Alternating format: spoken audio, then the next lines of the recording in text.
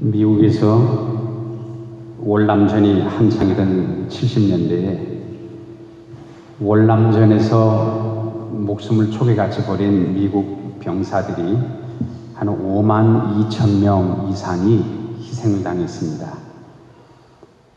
종종 월남전에서 부상을 당하고 간신히 목숨을 구한 이 부상병들을 위해서 특별히 그때 위문 공연이 있었는데, 이 위문 공연에 당대에서 아주 유명했던 코미디언인 밥 호프 씨가 초청이 되었더랍니다.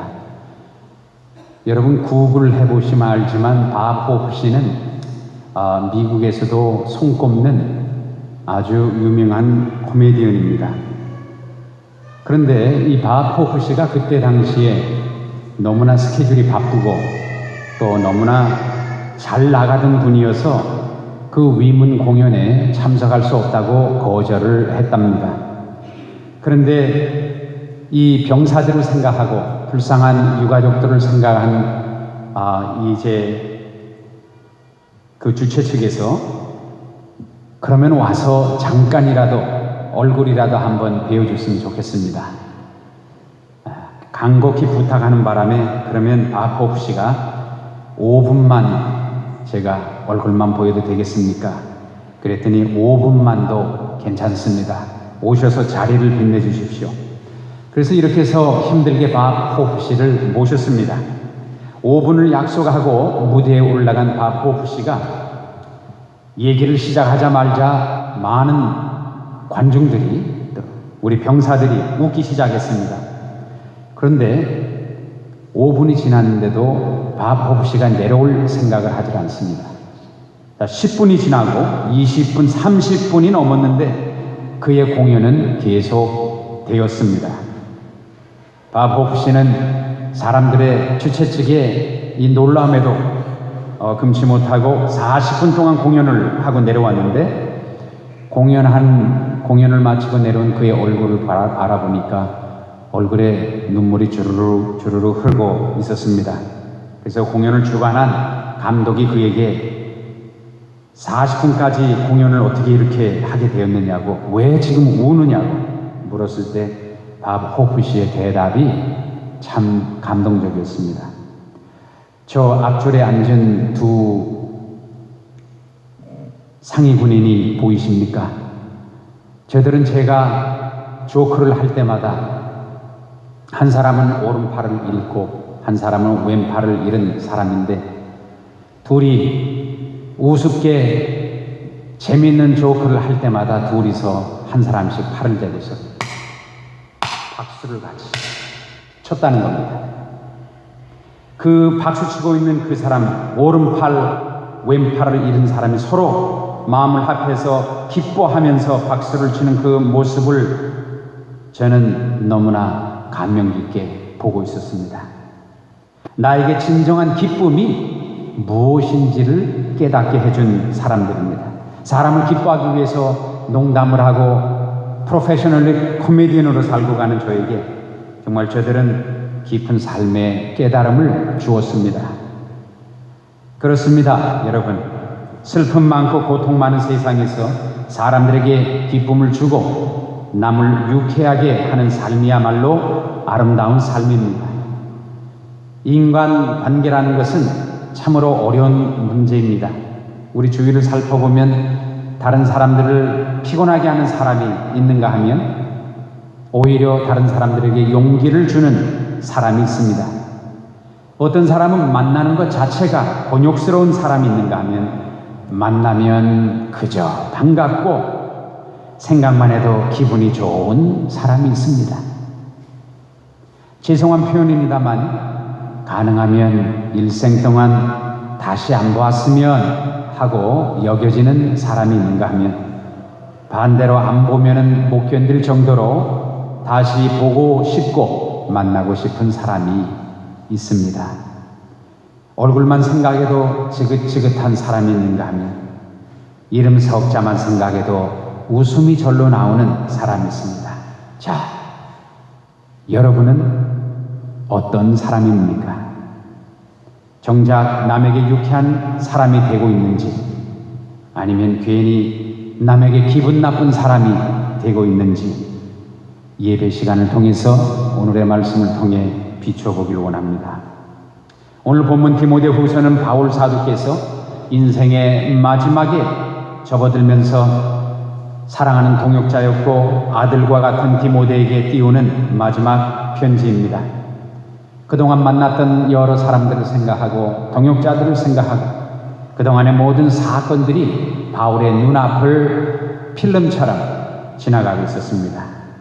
본문 15절을 보니까 아시아에 있는 모든 사람이 나를 버린 이 일을 내가 안 하니 이렇게 고백하고 있습니다. 여기서 버렸다라고 하는 고백은 바울을 배신했다거나 신앙을 버렸다라는 뜻보다는 바울과 뜻을 달리하게 되어서 이제는 같이 가던 길을 벗어나게 되었다라는 해석이 좀 더 이 컨텍스트에서는 맞을 것입니다. 바울이 다시 고백합니다. 이렇게 나와 뜻을 달리해서 나와 사역을 달리하고 나를 떠나가 버린 사람들이 있는데 그 중에 부겔로와 호모게노가 있느니라. 두 사람을 언급을 합니다. 생각하면 생각할수록 바울에게는 가슴 아픈 사람들입니다. 그러나 한 사람의 이름을 떠올리면서 바울이 고백하기를 원컨대 주께서 오네시보로의 집에 긍휼을 베풀어 주옵소서. 저가 나를 자주 유쾌하게 하고 이렇게 오네시보로를 축복하고 있습니다. 여기서 유쾌하게 하다라는 말은 헬라어로 아네 무키셴이라는 말인데 이 뜻은 refresh라는 뜻이 있고요. 신선하게 하다, 남에게 힘을 더해 주다, 용기를 북돋아 주다, 이런 의미가 있습니다. 아주 좋은 표현입니다. 유쾌한 말입니다. 여기서 오네시모로의 이름의 뜻은 profitable, 유익이 된다, 도움이 된다라는 뜻입니다. 그러니 얼마나 멋있는 이름입니까? 공경에 처한 사람에게 위로를 주고 용기를 북돋아 주고 저의 상하고 무거운 심령을 신선하게 하는 일에 유익을 주었던 사람, 바로 그 사람이 오네시보로였던 것입니다. 바울은 오네시보로에 대해서 계속해서 이렇게 고백합니다. 저가 나를 자주 유쾌하게 하고 나의 사슬에 매인 것을 부끄럽지 아니하여 로마에 있을 때 나를 부지런히 찾아 만났느니라. 한마디로 바울이 철장 감옥에 갇혀 있을 때 오네시보로를 기억하면 바울은 힘이 되었습니다. 과연 누가 진정한 바울의 동역자입니까?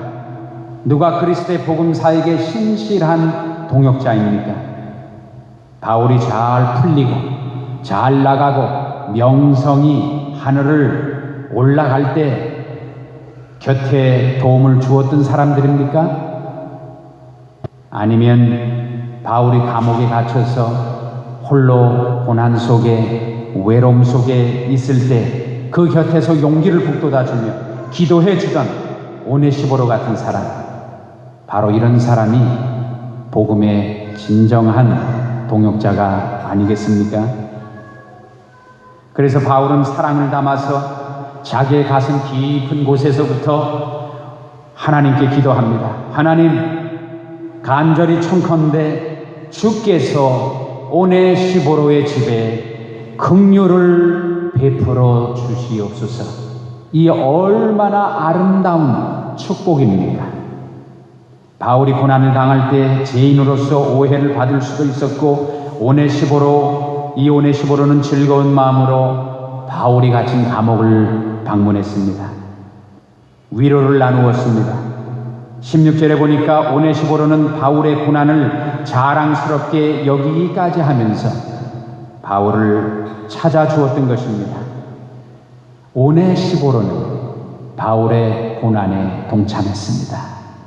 오네시보로는 바울의 외로움에 동참했습니다.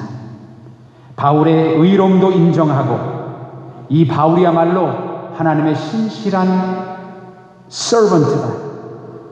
아무도 이 바울에게 정말 죄인이라고 비평할 수도 없다. 아무 잘못도 없는 이 바울이 억울하게 감옥에 갇혀 있다. 이렇게 하면서 바울의 진실을 인정해 주었던 것입니다. 사랑 여러분, 즐거운 마음으로 남을 유쾌하게 하는 사람은 하나님 앞에서 복된 사람입니다. 추억의 장을 넘길 때마다 아름다운 얼굴로, 보고픈 얼굴로, 그리고 그리운 얼굴로, 용기를 주는 얼굴로 남아있을 것입니다. 공경에 처한 사람에게 용기와 격려와 위로를 나누는 사람은 하나님의 참된 자녀입니다. 잘 나가는 사람, 힘 있는 사람, 저 사람한테 있으면 무언가 얻을 것 같은 그럴 때 열심을 다하는 사람이 아니라 아무도 없을 때, 바울과 같이 감옥에 홀로 갇혀 있을 때 곁에서 격려하고 힘을 북돋아주는 사람이 진정 복음의 동역자인 것입니다.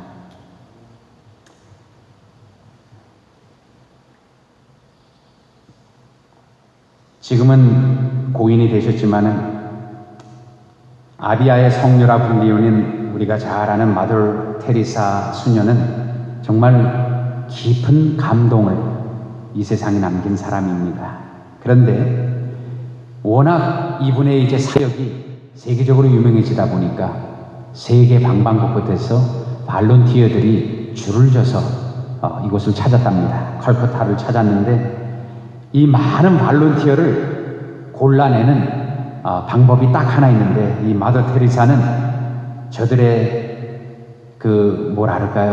정작 합격의 기준은 어느 학교를 나왔는지, 저들에게 무슨 봉사의 정신이 투철해서 이것이 처음이 아니라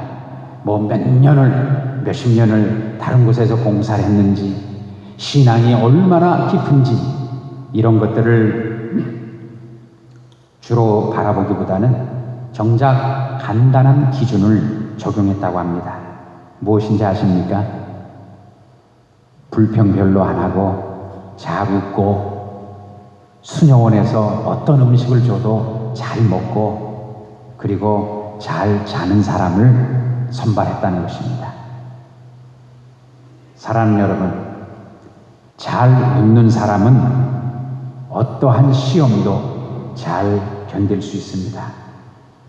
이것을 무슨 뇌학, 뉴로알러지 이쪽으로 우리가 안 가도 그 대뇌를 연구하는 분들에 의하면 사람이 웃을 때, 이렇게 억지로라도 힘든 상황에서 웃을 때에 이 근육의 움직임을 통해서 뇌의 코텍스라고 하는 곳에 아주 자극을 주는데요. 이 자극을 줌으로 해서 또 사람을 더 경쾌하게 하고 에너지를 발산시키는 호르몬들을 분비하게 한다랍니다. 그러니까 일단 잘 웃는다라고 하는 것은 이게 신앙이 있는 분입니다. 고난 속에서도 예수 그리스도 때문에 웃을 수 있다고 하는 것. 잘 웃는 사람을 남을 위로할 수 있습니다. 웃음은 우리에게 건강한 태도를 지니게 합니다.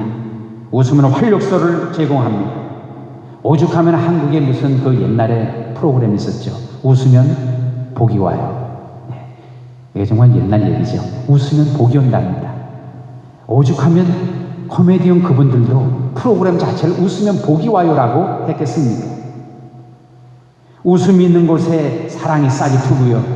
그러나 도무지 웃지 못하는 사람은 사랑도 제대로 할 수가 없습니다. 여러분, 늘 찡그리고 있고 분내고 있는 사람은 어떻게 사랑할 수 있겠어요? 반대로 아무리 미워도요, 그 사람이 웃고 있는 동안에는 그 사람을 비평할 수가 없습니다. 제 딸한테 제가 매번 느끼는 거예요. 한번 들었다 놓고 싶은데 저를 보면 살랑살랑 웃어요. 그럼 그냥 내려놓게 됩니다. 웃음은 그리스도인이 지녀야 될 트레이드마크라고 저는 생각합니다. 사랑하는 여러분, 그래서 여러분, 우리 지금 이 시간에 한번 웃는 연습 해볼까요? 이 스피커 커뮤니케이션 주로 이제 연구하는 분들에 의하면 웃을 때요, 이 윗니가 아랫니가 아니고 윗니가요. 한 6개에서 8개 정도가 보이면 가장 자연스럽습니다. 그러니까 이렇게 해서 웃어보세요. 저같이 좀 콜하게 생긴 사람도 이렇게 하면 보기 좋지 않습니까? 근데 여러분 웃을 때 아랫니를 보이고 이러고 웃지 마시오. 이거는 웃을 때 아주 잘못된 거라 그럽니다. 그러니까 윗니 6개에서 8개. 약간 이렇게 반달을 그리면서 이렇게 웃는 것. 그래서 소문교회를 찾아오는 분들에게도 이렇게 웃으면서 잘 오셨습니다. 반갑습니다. 잘 지내셨습니까? 우리가 이렇게 웃음을 선사할 수 있었으면 좋겠습니다. 인생을 살다 보면요, 재미있었던 일, 슬펐던 일, 웃음을 참지 못할 일들을 경험을 합니다. 만남의 옷깃을 스쳤던 얼굴들 중에서 생각하면 할수록 우리에게 웃음을 주는 사람이 있는가 하면, 아까도 말씀드렸지만 생각하면 할수록 지긋지긋한 얼굴이 있습니다. 스위스에 80세 되신 노인이 한 분 있었습니다. 그동안 살아온 자기의 과거를 돌이켜보면서 이분이 다음과 같은 유언을 자식에게 남겼더랍니다. 사랑하는 아들들아, 내 말을 신중하게 기억하거라. 그러면서 유서의 한 부분을 소개해드리면, 내가 15세까지는 정말 이 세상을 제대로 알지도 못하고 철없이 살았으니까 우리 인생 계산에 80까지 살았다고 할 때에 그 계산은 빼자. 그리고 26년간을 보니까 나는 침상에 누워서 늘 잠자는데 소비를 하였구나. 21년은 생업을 위해서 동분서주하면서 일만 하는데 보냈구나. 가만히 따져보니까 6년간은 성내면서 답답한 마음을 안고 살았고, 6년간은 먹고 마시면서 식사하는 시간에 이렇게 시간을 보냈구나. 거기다가 또 5년간은 사람을 마냥 기다리고 회의에 기다리는 시간으로 보내고, 228일은 이발하고 수염 깎는 시간으로 보냈고, 나머지 26일을 너희가 이 애비를 속삭일 때 뚜껑이 열려가지고 너희를 마음속으로 욕하고 책만 하는데 부끄럽게 보냈단다. 게다가 그것도 모자라서 18일은 내 일생에 넥타이 매고 풀르는데 보냈고, 그리고 12일은 군것질하는 시간 이것저것 멍 때리면서 그렇게 시간을 보내다 보니 겨우 내 인생 80년에 46일간이 기쁜 날이었구나. 자, 사랑하는 여러분, 여러분은 어떤 사람으로 살아가고 싶으십니까? 여러분은 어떠한 얼굴로 기억되기를 원하십니까? 기쁨을 베풀며 마음껏 뿌리며 사는 사람입니까? 아니면 슬픔과 한숨을 주위 사람들에게 주는 사람으로 살아가고 있진 않습니까? 내가 먼저 남을 유쾌하게 할 수 있고, 남을 기쁘게 할 수 있고, 용기를 북돋아주는 소중한 존재로 우리는 하나님과 사람들 앞에서 살아가야 할 것입니다. 우리에게 주어진 순간순간이 너무나도 소중하기 때문입니다. 여러분, 인생은 긴 것이 아닙니다. 한순간 한순간이 우리 이 손가락을 이렇게 빠져나가는 진주 구슬 같은 시간입니다. 한순간의 삶도 결코 가볍게 지나칠 수가 없습니다. 어차피 한 번뿐인 인생입니다. 그리고 예수 그리스도 안에서 새롭게 선물 받은 인생이라고 한다면 이것은 참 귀한 시간들입니다. 그래서 우리가 먼 훗날 우리 인생을 우리가 정리할 때, 서로가 서로에게 이야기할 때에 46일이 아닌 46년이 예수 그리스도 때문에 그럼에도 기뻐하며 살았다, 이렇게 고백할 수 있기를 주님의 이름으로 간절히 축원드립니다. 기도하십시다. 주님과 함께 가는 인생의 여행길에 괴로움을 주는 자보다는 우리 주위에 남들에게 기쁨을 주고 유쾌하게 하는 자로 살아가기를 간절히 원합니다. 남들이 나를 먼저 믿어주기를 바라면서 나는 믿어주지 못했습니다. 남들이 나를 이해해주기를 바라면서 나는 정작 이해하려 하지 않았습니다. 남들은 다 나를 향해 참아주기를 바라면서도 나는 참지 못하고 조급하게 행동하는 어리석음을 범했습니다. 주님, 우리의 이 못난 자아를 용서하시고 그리스도의 보혈로 회복시켜 주옵소서. 늘 언제 어느 때 기억되어질 때에 추억의 인생장 속에서 기쁨과 해맑은 웃음을 선사하는 우리 사랑하는 성도님들 다 되게 하시고 저들의 심령을 붙들어 주셔서 인생의 발걸음을 친히 주께서 인도하여 주옵소서. 이 소명교회는 믿음의 오네시보로들이 가득 넘치는 주님 기뻐하시는 아름다운 제단 되게 하여 주시옵소서. 예수 그리스도의 귀하신 이름으로 간절히 기도드리옵나이다. 아멘.